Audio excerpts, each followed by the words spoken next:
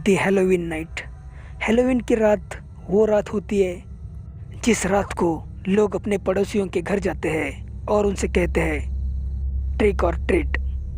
तब उनके पड़ोसी उन्हें चॉकलेट्स या फिर कैंडीज देते हैं। उस दिन मैं ट्रिक और ट्रीट्स के लिए पड़ोसियों के घर जाने के लिए निकल गया। मैंने वो कॉस्ट्यूम नहीं पहना था जो लोग हैलोवीन नाइट को पहनते हैं। उस रात मैंने सिर्फ नॉर्मल कपड़े पहने थे।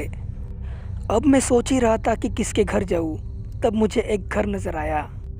तब मैंने सोचा कि मैं पहले इसी घर में जाऊंगा, शायद कुछ कैंडीज़ या फिर चॉकलेट मिले। और मैं उस घर की तरफ बढ़ने लगा और जैसे मैं उस घर के अंदर गया तो मेरे होश उड़ गए। मेरी आंखें फटी की फटी रह गई। उस घर में एक बच्चे का किसी ने बहुत ही बेरहमी से कत्ल किया था। उसके अगल बगल से बहुत सारा खून गिरा हुआ था। ये सब कपा देने वाला था।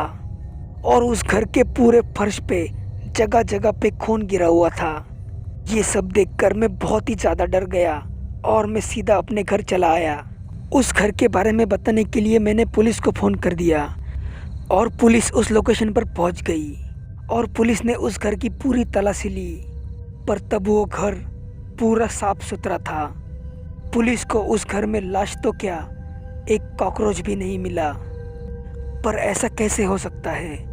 मैंने जो देखा वो क्या था?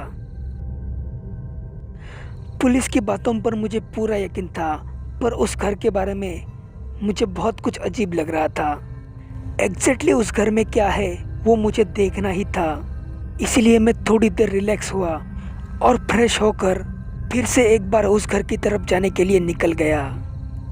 कुछ ही देर बाद मैं उस घर के नज़दीक आ गया था। वो घर बहुत ही शांत लग रहा था। मैं जैसे जैसे उस घर के पास जा रहा था वैसे वैसे मेरे दिल की धड़कनें तेज़ होती जा रही थी।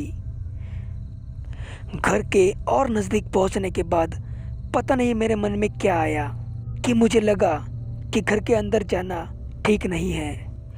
उस घर में जाने की मेरी हिम्मत ही नहीं हो रही थी। फिर मैंने अपनी दिल की सुन ली और चुपचाप मैं अपने घर चला आया।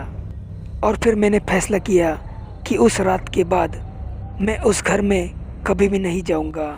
पता नहीं उस घर में ऐसा क्या है जो पुलिस को नहीं दिखा, वो सिर्फ मुझे ही दिखा। पर ये हैलोवीन की रात मुझे हमेशा याद रहेगी।